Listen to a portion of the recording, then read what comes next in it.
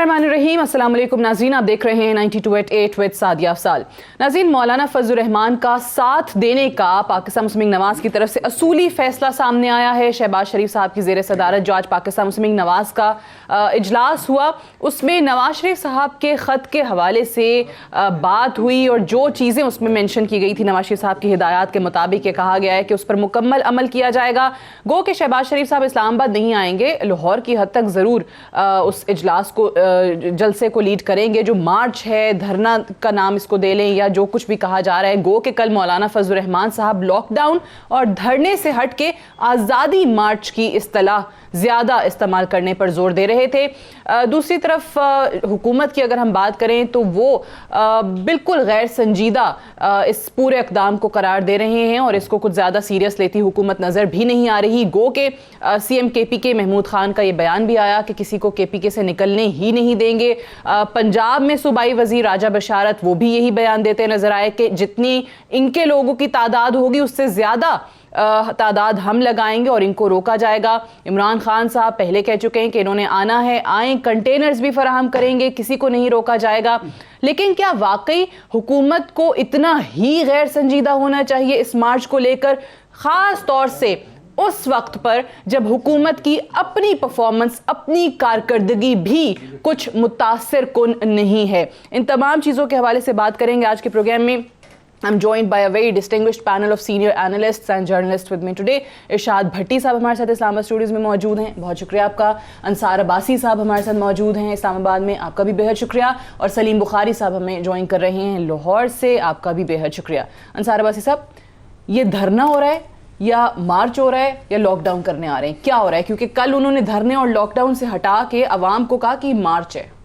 देखिए, मेरा ख्याल है कि धरना ही होगा और लॉकडाउन नहीं होगा। एंड दे वुड वांट के जिस तरह मौलाना ने कहा भी कि पूरे पाकिस्तान से लोग आएंगे, तो यहाँ पे आएंगे, एक जलसे के लिए तो नहीं आएंगे।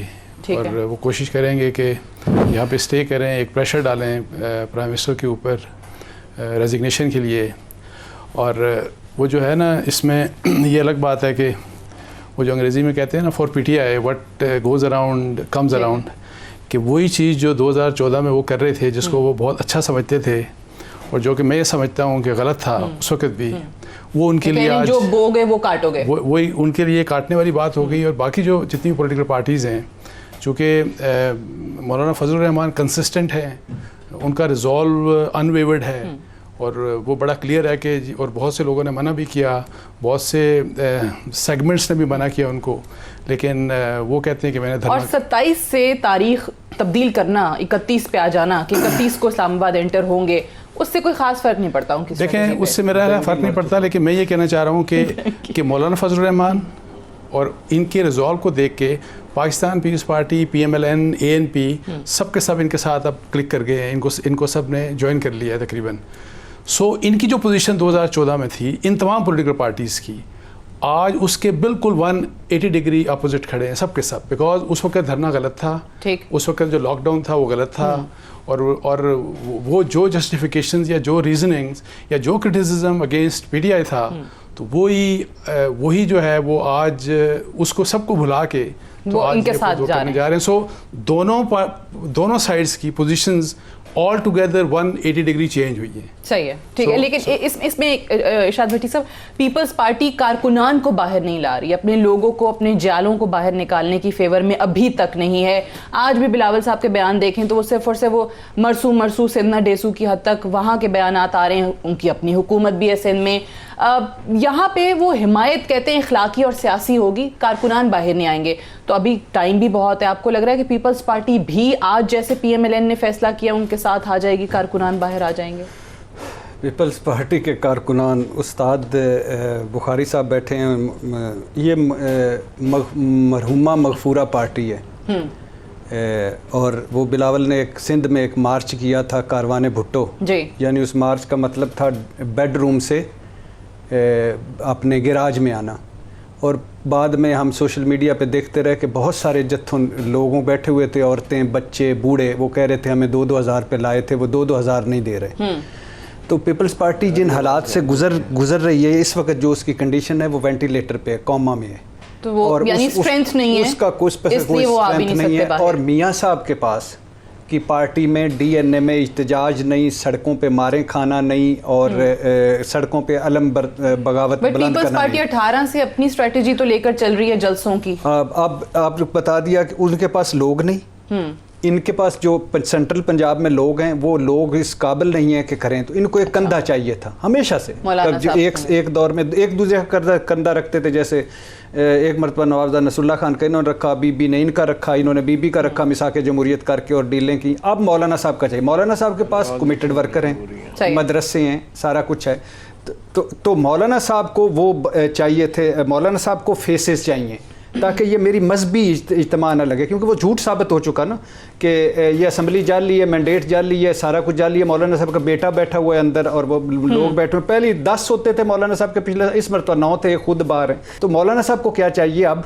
मौलाना साहब को अब चाहिए पॉलिटिकल फेसेस, वो उनको वो फेस स्टेज पे बिलावल का एक हफ्ते में एक आध मरतबा आना जरूरी है, स्टेज पे नवाज शरीफ हफ्ते में एक मरतबा आना जरूरी है। मतलब आप नहीं तो आपको लग रहा है कि पीपल्स पार्टी के लोग इस्लामाबाद में आके तो मुस्लिम लीग नून के लोग बैठ जाएंगे? कभी भी नहीं बैठेंगे। एक दिन बैठेंगे, 2 दिन बैठे चले, उनको फेसेस चाहिए। आपको लग रहा है कि ये बहुत लंबा फिर धरना चलेगा? नहीं, अभी तो बहुत लंबा, वो ये बहुत पहले की बात है। और दूसरी बात ये है कि मैं आपको ना विजय अंसार अब्बासी साहब ने कहा कि जैसे इमरान खान साहब क्या फरमाया करते, दो बयान इमरान खान साहब फरमाते थे, जाली मैंडेट से 3 अगस्त 2014 जाली मैंडेट से बनी हुकूमत का वक्त ख़त्म, गिरफ्तारियां हो सकती हैं, पार्टी की मुतबादल क़यादत तैयार है। ये सेम मौलाना आज फरमा रहे हैं। एग्जैक्टली। और शहबाज शरीफ के पैगाम आ रहे हैं 1 अगस्त 2014, नो डील, आज़ादी मार्च पर गोली चली तो पहली सीने पे खाऊंगा, ये इमरान खान साहब। जद्दा वाशिंगटन पाकिस्तानी सियासत से दूर रहें, आज मौलाना साहब वो कर रहे हैं। अच्छा, तो फिर मुझे कुछ हुआ तो नवाज शरीफ का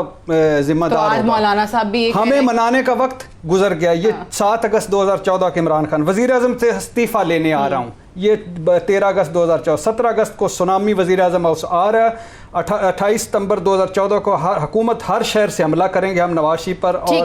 और बयानात वही हैं, सिर्फ और सिर्फ फेसेस आपको तब्दील नजर आ रहे हैं। मौलाना साहब का और वो बुखारी साहब से जब वापस आएंगे तो मौलाना साहब का और नवाज शरीफ के बयानात दो सुनाऊंगा। बिल्कुल सुनाइएगा। सलीम बुखारी साहब, ये जो बुखारी साहब ने मेरे जिम्मे एक ड्यूटी लगाई थी, मैंने कहा था कि आवाजें वही हैं, यानी गुफ्तगू वही है, चेहरे बदल गए, चेंज हो गई है। बुखारी साहब ने मुझे कहा कि पता करो कि स्क्रिप्ट भी उन्हीं की है कि नहीं। तो बुखारी साहब मैं बाकामी होशो हवास में आपको बता रहा हूँ, मैंने बड़ी तहकीक की है, मेरी तहकीक के मुताबिक मौलाना साहब के पास स्क्रिप्ट किसी का नहीं है।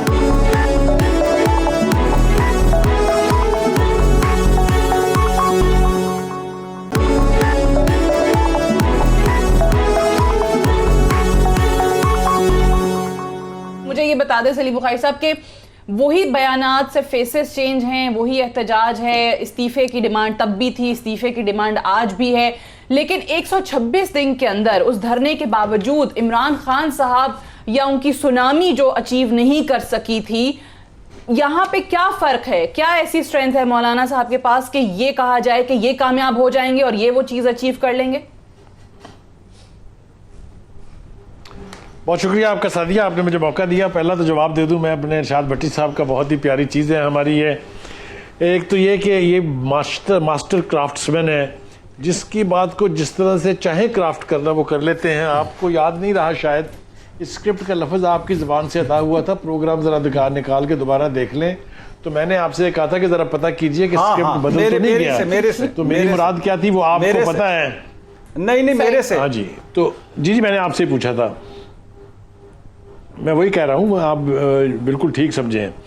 दूसरी बात यह है कि अब आ जाए सूरत हाल की तरफ। मेरे ख्याल से हुकूमत सबसे बड़ी गलती ये कर रही है कि इस पूरी सूरत हाल को बहुत ही नॉन सीरियसली ले रही है। जितने भी इनके वुज़रा हैं, इनके जो मशीरान हैं, जो इनके स्पोक्स पर्सन हैं, उनकी अगर आप लैंग्वेज मुलाजा करें, उनका अगर आप कंटेंट की सब्सटेंस देखें, तो आपको पता चलेगा कि या तो उन्हें इदराक नहीं है सूरत हाल का, या फिर उनको नॉन सीरियस होने का मैंडेट दिया गया है कि इसका मजाक उड़ाएं, जाके देखी जाएगी जो होगा। दोनों ही बहुत बड़ी गलतियां हैं। यही गलती नवाज शरीफ की हुकूमत ने की थी जब धरना हो रहा था, और यही गलती ये करने जा रहे हैं। ज़रा 2-4 मिसालें जल्दी मैं आपको दे दूं। आप मुलाजा फरमाइएगा, इंटीरियर मिनिस्टर का स्टेटमेंट जो फरमाते हैं कि किसी माई के लाल की जुर्रत नहीं है कि वो आके हुकूमत पलट दे, बहुत बेहतर। फिर वो कहते हैं जनाब मुझे यकीन है कि वो तो आएंगे ही नहीं यहाँ। Can you call it a serious respond to a situation? Absolutely not.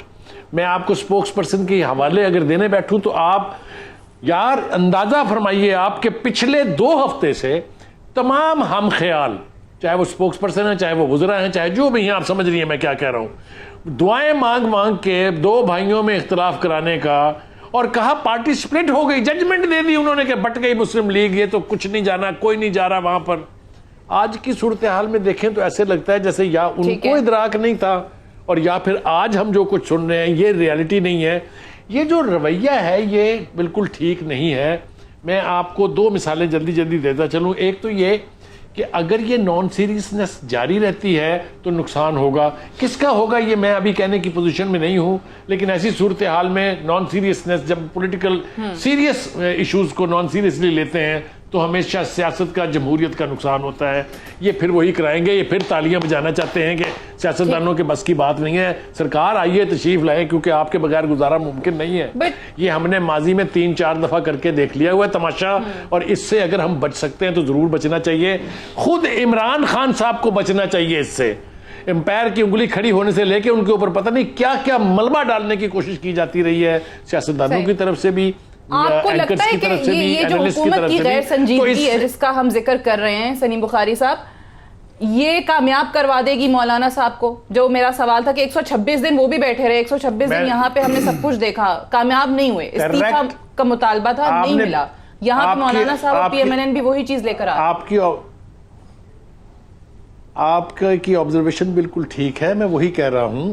एक सीरियस सूरत हाल है, पाकिस्तान चारों तरफ से एक खौफनाक सूरत हाल में घिरा हुआ है।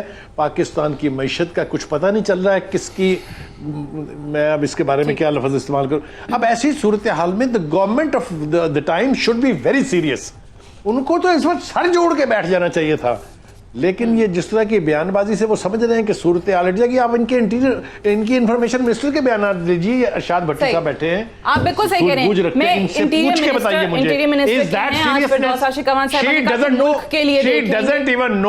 अंसार अब्बासी साहब, मैं अर्ज करूं, शी डजंट, बिल्कुल सही। अंसार अब्बासी साहब, एहसन इकबाल साहब ने भी ज़ाहिर है एक शर्त ये रखी कि भाई ये इस्तीफा देते हैं तो फिर मुज़ाकरात की हुकूमत से कोई राह निकल सकती है, बट हुकूमत ने खुद इनको पॉलिटिकली एंगेज करने की कोशिश क्यों महसूस नहीं की? ये आज तक इस यकीन और वसूक के साथ कह रहे हैं कि भाई वो आएंगे नहीं, वो क्या वजह है कि उनको ऐसा लग रहा है, इंटीरियर मिनिस्टर को भी, कि भाई आएंगे नहीं मौलाना साहब? देखें, पहली बात तो मैं आपको ये बताऊं कि गवर्नमेंट को ये रियलाइजेशन है, ठीक है, वो जो भी पोस्ट कर रहे हैं इस वक्त एज ऑफ टुडे। कल भी मेरा ख्याल है मुझे बता रहे थे कि प्राइम मिनिस्टर की तमाम अपने जो उनके स्पोक्स पर्सन या जो लोग आते हैं टेलीविजन में आकर डिफेंड करते हैं, उनके साथ उनकी मीटिंग हुई, ब्रीफिंग्स हुई कि स्ट्रेटजी क्या होगी। सो दे डू रियलाइज़ कि किस किस्म के मुश्किल आगे है, लेकिन ज़ाहिर है अपोज इस तरह से कर रहे हैं। लेकिन मैं आपको एक बात बताऊं कि जो बेसिक प्रॉब्लम जो बहुत सीरियस है वो ये है कि जो मेरा फ्रॉम डे 1 जो मैं समझता हूँ कि अभी इंगेज करने की बात नहीं है, फ्रॉम डे 1, और मैं सेकंड टियर लीडरशिप की बात नहीं करूँगा, मैं इमरान खान साहब की बात करूँगा, प्राइम मिनिस्टर। उनकी बहुत सी खूबियाँ अपनी जगह, उनमें जो 2 खामियाँ हैं ना वो बहुत ज़्यादा उनको खुद डैमेज कर रही हैं उनकी अपनी गवर्नमेंट को। एक गुस्सा और एक ज़िद। ये गुस्सा और ज़िद जो है ना, इससे आप गवर्नमेंट्स नहीं चला सकते, गुस्से और ज़िद से तो आप घर नहीं चला सकते। आप कैसे हो सकता है कि अपोजिशन जो कि एक रियलिटी है, आप कहेंगे हमने इनसे बात ही नहीं करनी? आप कैसे जज हो सकते हैं कि जी ये जो लोग हैं 500 हैं, 400 हैं, 200 हैं, ये लोग करप्ट हैं एंड दे शुड बी, उन लोगों को जेल के पीछे जाना चाहिए। जो पिछले दिन आपने कॉलम में भी लिखा कि काबीना की बजाय खुद को तब्दील करना। नहीं, मैं यही कह रहा हूँ, देखें इनको भी, आपको बुज़दार साहब को तब्दील करना पड़ेगा तो पंजाब चेंज होगा। आपको बुज़दार साहब प्लस जिनको आप कहते हैं, केपीके के चीफ मिनिस्टर को तब्दील करेंगे तो केपीके चेंज होगा। यहाँ पे मैं आपको बताऊँ, प्राइम मिनिस्टर इमरान खान को अपनी कुछ चीज़ें जो है ना वो छोड़नी पड़ेंगी, जिद छोड़नी पड़ेगी, आपको बातचीत सबसे करनी पड़ेगी। करेंगे नहीं, देखें जब बातचीत की बात होती है तो अगर ये कोई उससे मैसेज लेता है ना कि जैसे एज इफ कि आपको कोई कम्प्रोमाइज़ करना पड़ेगा उनको निकालना, नॉट एट ऑल। वो जो डील कह देते हैं, ढील या लेकिन कोई भी गवर्नमेंट का फंक्शनरी जो है, मलाइक चीफ एग्जीक्यूटिव, वो जज नहीं हो सकता कि कौन करप्ट है। वो आपको इंस्टीट्यूशंस बनाने चलें, अगर आपको इसी इंस्टीट्यूशन के ऊपर एतबार है जो है इसको, बस उनके ऊपर छोड़ दें आप। यानी उसका ना क्रेडिट है ना उसको डिसक्रेडिट करें। नैब जैसा भी है, नैब को भी चलने दें इसी तरीके से। सो उसके साथ अपने आप को लिंक ना करें। सो करप्ट कौन है या करप्ट कौन नहीं है, it should be decided by the institutions and later by the judiciary, basically by the judiciary. So मैं ये समझता हूँ कि खान साहब को अपनी थोड़ी सी अपनी ये वाली 2 खामियां दूर करनी पड़ेंगी, तो ये बहुत बेहतरी ला सकते हैं। मैं आपको जिद जो है वो उनको नुकसान उनका कर रही है। जिद और गुस्सा, इन 2 चीज़ों को आपको साइड पे रखना होगा, तो फिर आप मेरी ज़ाती राय में ये बहुत कामयाब हो सकते हैं और ये अच्छे तरीके से आगे। और मौलाना साहब के साथ तो भट्टी साहब, और सॉरी एक छोटी सी और बात, सिर्फ धरना नहीं, अभी जरा मौलाना का धरना आ रहा है ना, देखें इस वक्त जो ज़्यादा सीरियस क्राइसिस है ना, जिसकी वजह से ये वल्नरेबल हो रहे हैं, governance, there is no governance in Pakistan. Exactly. Secondly मईशत जो है, मईशत थोड़े से प्लस आना शुरू हुआ है। देखें अभी पॉजिटिविटी, तो अभी धरने की बात जब हो रही है और इंस्टेबिलिटी की तरफ फिर हम जा रहे हैं, तो मुझे खतरा ये है कि जो थोड़ा पॉजिटिव हो रहा है ये फिर नेगेटिव हो जाएगा। सो इनको इन 2 फैक्टर्स की वजह से, बिकॉज गवर्नेंस है ही नहीं और मईशत की हालत ख़राब है, इसलिए ज़्यादा वल्नरेबल है बिकॉज ऑफ द ये जो है लॉकडाउन है या आज़ादी मार्च है। बिल्कुल सही कह रहे हैं। कैप्टन सफदर का जिक्र किया इरशाद भट्टी साहब ने, तो कैप्टन सफदर साहब ने एक और मुतालबा भी किया है। वो किस चीज़ पे क्या मुतालबा किया है ये आपको बताएंगे एक वक्फे के बाद।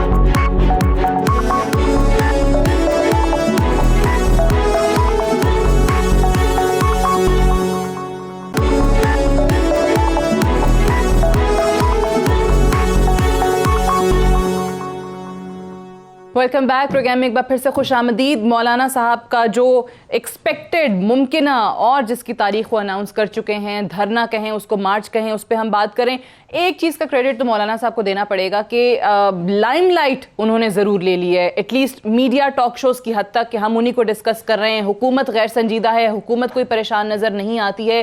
क्या वजह है कि क्यों इस तरीके से इंगेज नहीं करने की कोशिश की गई ऑपोजिशन को हुकूमत की तरफ से, इस पर भी बात हो रही है। सलीम बुखारी साहब एक और चीज़ बताइएगा, जिस तरह हम कह रहे हैं कि परफॉर्मेंस गवर्नेंस ना होने के बराबर है, अगर वो चीज़ें बेहतर होती, हुकूमत उसमें कुछ डिलीवर करती, तो वाकई फिर यहाँ ऑपोजिशन के किसी भी किस्म के एहतजाज से कुछ ख़ास ख़तरा नहीं होता इस हुकूमत को।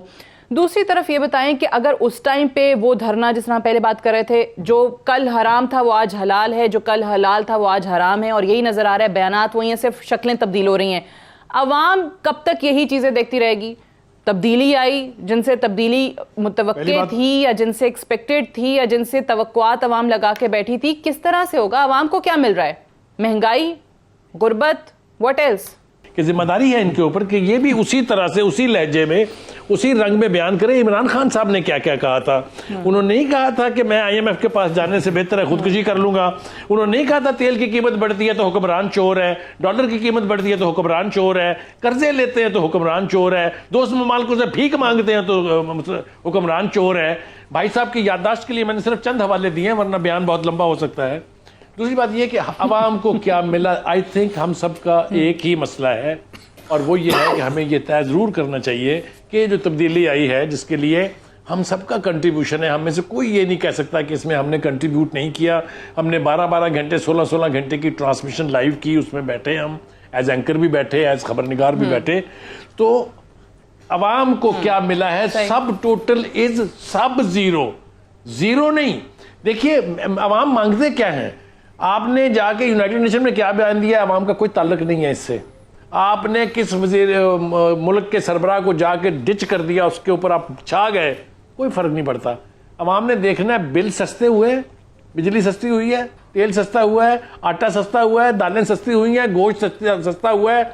जिस भी क्राइटेरियन से गरीब के पॉइंट ऑफ व्यू से देखे, उसका तो बेड़ा गर्क हो गया है। ये है वो तब्दीली जनाब। Let us be honest to ourselves. हमें अब उस गरीब आवाम के लिए कम से कम झूठ नहीं बोलना चाहिए। बट इसमें बुखारी साहब एक और चीज बताइएगा, लूट के हमने क्या किया? बिल्कुल सही। मैं इंटरप्ट कर रही हूँ, एक और चीज इसमें ऐड कर दें कि उस वक्त इमरान खान साहब जब ये कहते थे कि इस्तीफा दे दें, और वो ऑब्वियसली 4 हल्के से बात शुरू हुई और बढ़ते बढ़ते आपको याद होगा कि यही बयानात जो हैं उस टाइम नवाज शरीफ साहब के आते थे कि ये मुंह और मसूर की दाल, इनके कहने पे क्या मैं इस्तीफा दूंगा, 5 साल के लिए हम आए हैं, 5 साल के बाद हिसाब करेगी आवाम करेगी। फिर नवाज शरीफ साहब जब गिलानी साहब से पीपल्स पार्टी से कहते थे कि जी आप घर जाएं, तो गिलानी साहब कहते थे भाई 5 साल बाद हिसाब मांगना। तो अब यहाँ पे ये हुकूमत भी कह रही कि हमें तो भाई साल हुआ है, 5 साल का मैंडेट है, 5 साल बाद। तो ये कहीं पर कुछ तय हो सकता है कि भाई अगर मुद्दत आपने 5 साल रखी है तो ये हर हुकूमत के 6 महीने बाद, साल बाद, 2 साल बाद इसी तरीके से एहतजाज हों और मुतालबे आने शुरू हो जाएं, इस्तीफे ने घर जाएं, तो फिर तो हो गया ना काम इस मुल्क का। सवाल तो आपका बहुत आला है और बहुत ठीक है और डेमोक्रेटिकली बहुत सेंसिबल है, लेकिन मुझे आप ये बताइए कि इससे पहले कौन सी सियासी पार्टी ने कहा था हम हफ्तों में लोगों की तकदीर बदल देंगे? वो जो अरिस्टोटल थे इकोनॉमिक, वो जो अरस्तु थे उनके, हाँ, वो असद उमर साहब, वो कहते था। थे इकोनॉमी ये तो 2 हफ्ते लगेंगे ठीक करते हुए हमें। ये किसने कहा था कि जनाब हम आवाम के मसाइल को 100 दिन में, मैंने कहा था ये इसलिए उनसे पूछा जा रहा है और क्वेश्चन हो रहा है कि खुद उन्होंने ये वादे किए थे, बहुत ये दावे किए थे, और आज भी वो आज तहरीक इंसाफ अपने किए हुए वादों, दावों और इरादों के बोझ तले दब रही है। उनको कोई पॉलिटिकल चैलेंज और नहीं है। जो ताजर बंद करके बैठे हुए हैं, ये किसी सियासी जमात के कहने पे नहीं है, बिल्कुल गलत बात है। ये जो अवाम की चीखें निकल रही हैं, और सदके जाएं आपकी इंफॉर्मेशन मिनिस्टर कहती हैं अभी तो चीखें निकलनी है, अभी क्या निकली हैं? आप कौम को डरा रहे हैं, आप ये तब्दीली लेके आए थे। अब इसके ऊपर अगर सवाल उठ रहे हैं, they should have the courage and face to face it. क्योंकि अगर आप इसको फेस नहीं करेंगे तो सूरत हाल कहां जाएगी? अब आ जाए आप ये कि इससे नतीजा क्या निकलेगा। देखिए साहब ये चलिए मुकम्मल कर लें जी, होगी मेरी बात मुकम्मल, आप आगे चलें। मैं अंसार अब्बासी साहब से भी यही पूछ लूं जरा कि आपने जिस तरीके से कहा कि बहुत ज्यादा तवक्कुआत बढ़ाने की वजह से, हाइप क्रिएट करने की वजह से ये है, मैं ऑब्वियसली वही सवाल करी थी कि 5 साल की मुद्दत है, कल को वाकई हर हुकूमत के लिए कोई भी सड़कों पर निकल आए एहतजाज करने के लिए, और ये तो अंसार अब्बासी साहब सियासी जमातों की बात है, क्या वाकई हुकूमत ने अवाम को इस हद तक 1 साल में जिच कर दिया है कि एक आम शख्स भी इन अपोजिशन जमातों का साथ देने को इस वक्त तैयार है, जिसका कोई ताल्लुक नहीं है, कोई एफिलिएशन नहीं है किसी पॉलिटिकल पार्टी से? देखें, पहले सिर्फ तवक्कुआत की बात नहीं थी कि एक्सपेक्टेशंस कितनी रेस की हैं, जो डिलीवरेंस थी, परफॉर्मेंस थी, वो इतनी मतलब है कि बुरी परफॉर्मेंस रही है ना कि अनइमेजिनेबल, कि जी इससे भी कोई सोच नहीं सकता था कि इमरान खान साहब जो टीमें लेके आएंगे फेडरल गवर्नमेंट में, सूबों में इस हद तक नालायक होंगी कि गवर्नेंस नाम की कोई चीज़ नहीं होगी। एक तो होता है ना गुड गवर्नेंस, बैड गवर्नेंस, हम तो कहते हैं गवर्नेंस है ही कोई नहीं। तो इन हालात में देखें, असल प्रॉब्लम ये है कि जहाँ चूँकि आप जो आवाम की बात कर रहे हैं कि बैड लक ये है कि हमारी आवाम बेचारे के साथ मसला हमेशा ये हुआ है कि जब भी गवर्नमेंट्स जो आती हैं, जो भी वादे करते हैं उस लिहाज से वो परफॉर्म नहीं कर पा रहे होते, और अगर एक एवरेज भी परफॉर्मेंस कोई गवर्नमेंट दे रही होती है, इन पॉलिटिकल पार्टीज से ज़्यादा देखें कि जो हमेशा हमारे जो कहते हैं ना कि कंट्रोल डेमोक्रेसी रही, या जो कुछ दूसरे जो कुछ हल्के आके तो पॉलिटिक्स में और गवर्नमेंट में जो उनका रोल हमेशा रहा। देखिए, मैं आपको बताऊं कि कुछ चीज़ें हमें सीखनी पड़ेंगी। मैं इस बात का कायल नहीं हूं कि 5 साल आप मुल्क को ठेके में नहीं देते किसी भी गवर्नमेंट को, लेकिन जो तरीका वो डेमोक्रेटिक तरीका होना चाहिए। मैं धरने के खिलाफ क्यों? इसलिए खिलाफ हूँ पहले भी और आज भी, कि आपको प्रोटेस्ट का ये कोई तरीका नहीं कि आप अपने प्रोटेस्ट की वजह से बाकी लोगों की ज़िंदगियों को अजीरन कर दें, मुश्किल बना दें। प्रोटेस्ट ऐसा होता है कि जो पीसफुल है, जिससे दूसरे लोगों की आज़ादी नहीं छिनती, मतलब बच्चे स्कूल जा रहे हैं, हॉस्पिटल जा रहे हैं, मरीज़ वगैरह, वो अगर मौलाना करते हैं तो बिल्कुल ठीक है, मुझे उसमें, और उस प्रेशर में आके गवर्नमेंट को अगर वो चलता करते हैं तो बिल्कुल करें, लेकिन इसके पीछे कोई स्क्रिप्ट नहीं होना चाहिए, इसके पीछे किसी का रोल नहीं होना चाहिए। आपको वैसे है शक स्क्रिप्ट का? नहीं, क्योंकि बिलावल भुट्टो जरदारी साहब का एक बयान कि अभी तो हमारी मुकम्मल हिमायत है, इखलाकी हिमायत भी है, सियासी हिमायत भी है, लेकिन अगर हमें शक हुआ कि किसी के इशारे पे ये सब हो रहा है तो फिर हम अपनी हिमायत जो है वो वापस ले लें। देखें, मैं आपको एक बात बताऊं कि मुझे कन्फ्यूजन 2014 के धरने के बारे में कोई कन्फ्यूजन नहीं थी, उसके पीछे कुछ था, उसके पीछे बिल्कुल था, मुझे उसमें कोई शक नहीं। आज मुझे मेरे पास कोई ऐसा एविडेंस नहीं है, ना ऐसे हालात नज़र आ रहे हैं, लेकिन और देखें, मौलाना की प्रेस कॉन्फ्रेंस नहीं दिखाई जा रही, कोई वजह है जिसकी वजह से क्यों नहीं दिखाई जा रही। लेकिन मैं आपको एक बात बता दूं, आज अगर मुझे पता लगता है ना, अच्छा मैं अभी भी धरने के खिलाफ हूं, अगर मौलाना का धरना वो वाला होता है जैसे मैं कह रहा हूं, जो दूसरों की जिंदगियों को उनकी आज़ादी को खलल मफलूज डालेगा, कर दें। मैं उसके खिलाफ हूँ। मैं बिल्कुल आई एम नॉट फॉर। अगर जो आपने कहा था ना कि अगर स्क्रिप्टेड है और इनके पीछे कोई है, तो मैं सबसे ज़्यादा इमरान खान को डिफेंड करूँगा, कुछ भी हो। ठीक है, अगर कोई उसके पीछे है, बिकॉज ये कॉन्स्टिट्यूशनल रूल और सिविलियन सुप्रीमेसी के अगेंस्ट ये बात जाती है। No script this time? नहीं, बिल्कुल भी नहीं। मैं बिल्कुल पक्की बात बता रहा हूँ कि बिल्कुल भी कोई स्क्रिप्ट नहीं। नंबर सिर्फ और सिर्फ मौलाना साहब का असेंबली से बाहर होना ही वजह बन गया। इक़्तिदार से बाहर हैं और इमरान खान से सख्त नफरत है। ये पर्सनल भी तो हो गया ना, वो यहूदी और इमरान खान साहब ये यहाँ पे मौलाना डीजल के नारे, दोनों ने हिस्सा डाला। लेकिन उससे पहले जनाब मोहतरम उस्ताद मुकर्रम सलीम बुखारी साहब का मैं जिक्र पहले उन्होंने उसी अंदाज में वो तो मेरा वो तो देखे ना, वो पहली बात तो ये कि इसमें भी फनकारी में भी ये हमारे उस्ताद हैं, इसमें कोई शक नहीं। मैं तो इसमें भी इनको उस्ताद मानता हूँ, हर तबके में हर चीज़ में उन्होंने मुझे फ़नकार का उस्ताद एक फ़नकार को कहे। जब 84 घराने का कोई बच्चा पढ़ जाता है ना, 84 घराने का कोई बच्चा पढ़ जाए, उस्ताद उसके सर पे पगड़ी रखता है कि जा तू फनकार हो गया, तो ये मेरे लिए ऑनर की बात है। अगर कोई और इसमें दूसरी बात ये जो हो गई वो फिर दस्तारबंदी बाकायदा। दूसरी बात मुझे क्यों निकाला और ये 19 वजीर आज़मों को, इस पे मेरा ये बनता था रोना। यानी जिस तरह नवाज शरीफ ने रोए, जिस तरह उन्होंने आंसू बहाए, आवाज़ बैठी थी। जेलम का आपने जलसा सुना, मुझे क्यों निकाला, यानी वो आपने सुना वो याद है। और इमरान खान पे सब तो हम 1 साल हो गए, अब तो हम कर के हर शाख पे बुजदार बिठा रखा है। Right people for right job नहीं, हमें गरीब रुल गया है, महंगाई हो गई है, बेरोजगारी हो गई। और बुखारी साहब की इतला के लिए अर्ज आज मैं बता रहा हूँ, पहले कभी नहीं बताया था कि फिरदौस आशिक अवान साहब वज़ीर आज़म साहब के पास गई। उन्होंने कहा कि ये 2-3 लोगों ने मुझे वज़ीरों ने बताया कि इरशाद भट्टी, अरशद शरीफ और आरिफ हमीद भट्टी हमारी लाइन बदल गए हैं। मैं हैरान हुआ उस दिन ये सुन के। मुझे ये नहीं हुआ, मुझे खुशी हुई कि हम हुकूमत के हुकूमत जर्नलिस्ट होते ही हुकूमत के खिलाफ है, लेकिन ये नहीं कि बुग़्ज़ होना चाहिए। लेकिन मुझे हैरान हुई कि मैं इमरान खान की लाइन, हम तो इमरान खान के ख्वाबों के साथ, आज भी मेरा ये बिलीव है, आज भी मेरा ये बिलीव है कि ये इन सारे जो गंद में ना, इस सारे गंद में, इन सारे जीरे ब्लेडों में, सुल्ताना डाकू में, he is the only one के जो अभी तक बेहतर नीयत है, लेकिन जो टीम है वो नहीं। अच्छा, फिर जब फिरदौस आशिक अवान साहबा जरदारी साहब की लाइन ले रही थी, उस वक्त हम उन लाइन के खिलाफ थे। जब वो कैबिनेट में बैठ के रो रही थी, उस वक्त हम लगे हुए थे कि स्टेटस को बदलना चाहिए। दूसरी बात है कि ये मुआशरा, इसमें नीचे से ऊपर तक इमरान खान साहब का कोई शक नहीं, साल में जो हमें तवक्कुआत थी, वादे थे, पूरे नहीं हुए।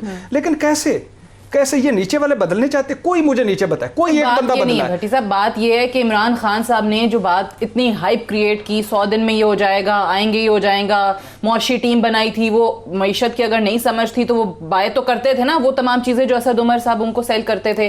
तो भाई इतना करने की जरूरत नहीं थी। जब पता है इक्तदार में आना है तो होमवर्क होता है। सर, ये मुल्क चलाना, मुल्क संभालना इतना आसान काम है जो नवाज शरीफ पे बैठ के ये तो दो चीजें हैं ना, right people for right job. Number 2 तैयारी नहीं थी, इसके बाद बात खत्म हो जाती है। तैयारी नहीं थी। हाँ। और फिर और उसके बाद पहली मीटिंग में उन्हें, आप शायद थी कि नहीं, पहली मीटिंग में उनसे उन्होंने कहा कि हमें पता नहीं था कितने आया था। लेकिन मैं फिर कह रहा हूँ, हुकूमत में आने के बाद पता चला, कह रहा हूँ, मैं फिर एक मरतबा कह रहा हूँ, इस मुल्क का हाल देखें। कल वो बता रहे थे शिबली फराज के $50 मिलियन की तो IT में मनी लॉन्ड्रिंग होती है, इन्होंने रोकना था ना। PIA देखें कितनी परवाजें जो है मुफ्त चलिए मैं एक ब्रेक ले लूं, ब्रेक से वापस आ गए मैं आप तीनों से एक सवाल नहीं, मेरा जवाब ही नहीं लिया आपने। अंसार अब्बासी साहब के साथ इस तरह 1-to-1 खेला है कि आप, मैं समझा मैं था ही नहीं। तो आप हैं अभी भी हैं, अभी ब्रेक के वापस आके प्रोग्राम जारी है। उस्ताद ने भी ज्यादती की, आपने भी ज्यादती नहीं। अच्छा, बुखारी साहब और मैंने ज्यादती बिल्कुल भी नहीं की। मैं अभी वापस आती हूँ ना, तो तीनों से एक सवाल करेंगे और तीनों से कहेंगे कि जो अभी भट्टी साहब बता रहे थे कि वादे क्या थे, अवाम को क्या कहा गया और डिलीवर नहीं कर सके, कोई 2 चीजें बुखारी साहब, अंसार अब्बासी साहब और भट्टी साहब बताएंगे इस हुकूमत ने जो अभी तक अच्छी की हैं, और फिर क्योंकि फहरिस्त जो बुरी की है उसकी तो बड़ी लंबी है, कोई 2 अच्छी चीजें जानने की कोशिश करेंगे एक वक्फे के बाद।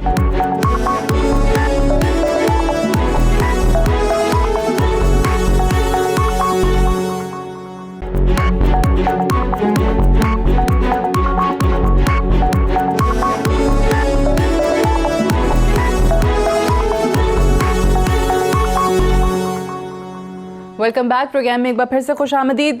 बुखारी साहब, आपसे शुरू करते हैं। हम हुकूमत की जो परफॉर्मेंस की बात कर रहे थे, कोई 2 अच्छी चीज़ें अगर आपकी नज़र में की हों इस हुकूमत ने?